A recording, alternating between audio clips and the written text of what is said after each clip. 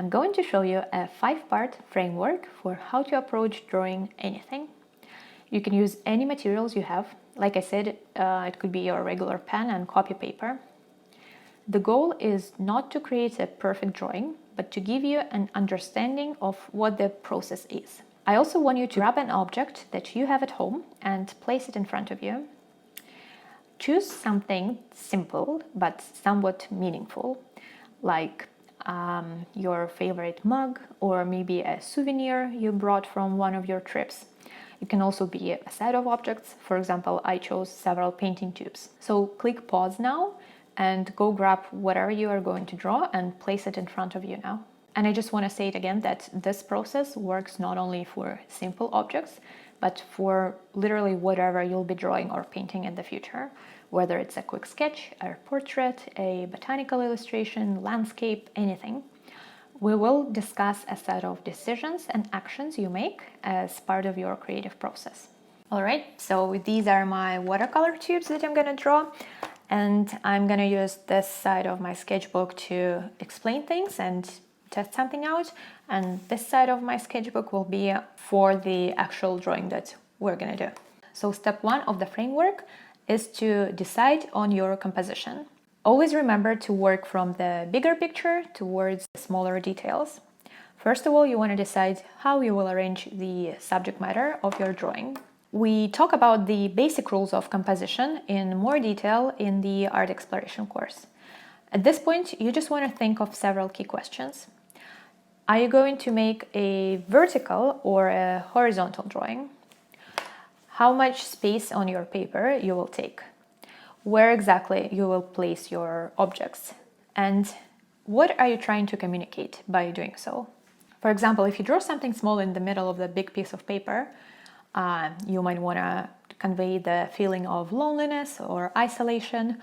Or let's imagine this is my piece of paper. Let's say you want to show an interesting texture of an object, and then you make it intentionally larger on your paper like this. You can play with composition. What I often do, I'll show you, is I draw small rectangles like that in my sketchbook. And then I just show the contour of my future drawing and compare different types of composition. As an example, I might wanna really enlarge my painting tube and just draw one. I might want to draw the 3 of them like this. Or something like this. And then I just choose the one that I like better. So on your piece of paper, please do the same thing that I did. Experiment with different compositions and choose the one that works better for you, the one that looks more pleasing, or maybe the one that better communicates what you want to say. All right, let's move on to step 2, which is breaking down your subject matter into simpler shapes. The thing is, when you're drawing, you're trying to create an illusion of a 3-dimensional object on a 2-dimensional surface. But to create this illusion, you first need to see and really feel the shapes that construct your 3D object. Basically, construction is simplifying complex objects into simpler shapes, such as squares and rectangles, circles and ovals, and triangles. Obviously, in 3D, these shapes will become cubes, cylinders, spheres, and pyramids. So now look at your object really closely and try to see the shapes that construct it. For example, if I don't see and analyze the shapes, I may draw a watercolor tube as flat as this. But when I start noticing the cylinders that construct it, I make it look more realistic like this. Similar to this, so many beginners draw mugs or cups with a flat bottom like this. Whereas in fact, if you really look at a mug on a table, you'll see that its bottom must be curved, because mug is nothing more than a cylinder with some additional elements like a handle. So now it's your turn. You want to draw the overall shapes of your objects by focusing on the simple shapes they are made of. And keep in mind the composition that you have decided on in the previous step.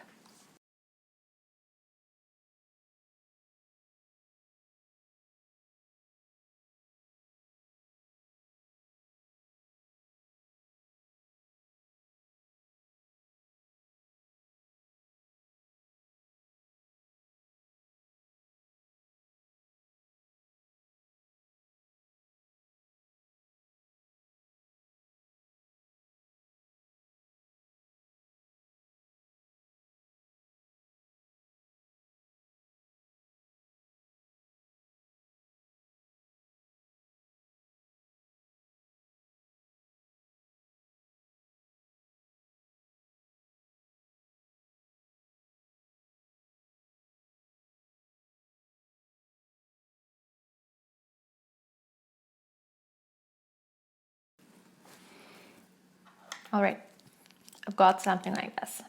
Next step is the most entertaining, I would say, of all, because you're going to look at your object again and search for specific details in there. You want to try to notice little things that make it special. If your mug is chipped, let's say, you want to draw that. Same goes for any subject matter. If a person has one brow slightly more curved than the other, you absolutely want to show that in your portrait, because that's what will make it more realistic and lively. Here's a brand new watercolor, and here's an old one. To show that this tube is really old, you want to really draw all those little distortions that they have. Or if you want to draw a brand new one, it will be very sleek and shiny like this one. I will also draw the labels, all the little details that I can find that make those tubes special. And I invite you to do the same for your own sketch.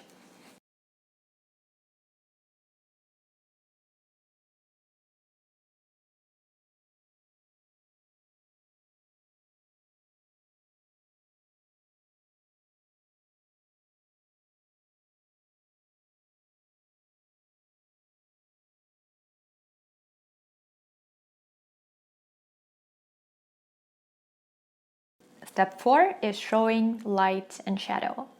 This is a crucial step because by accurately representing light, shadow, and the contrast between them on your drawing, you can effectively create an illusion of volume and three-dimensionality. This is something that we study in detail in art exploration, and we would need a lot more time in this webinar if I were to cover the fundamentals of light and shadow now. But what you can do now is look at your object or objects again and identify the lightest and the darkest areas they have. It will certainly depend on where the light source is coming from. For example, if you're sitting by a window and direct light is coming from your left, then the left side of your object will be the lightest side, and the opposite right side will be in shadow. And then once you know where the lightest and the darkest areas are, you can start shading the darkest areas. We're doing a very quick sketch here, so let's just do it very quickly, but you'll see how this immediately creates a better illusion of volume.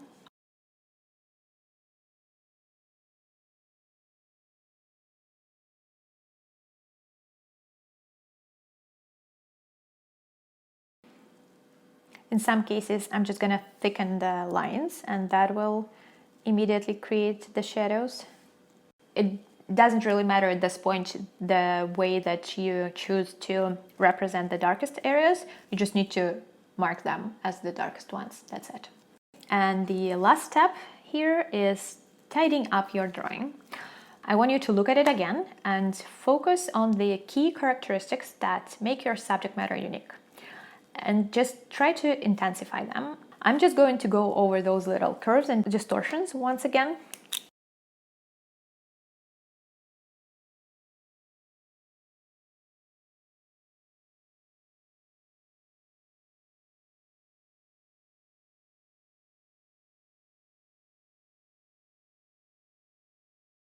All right, that's it.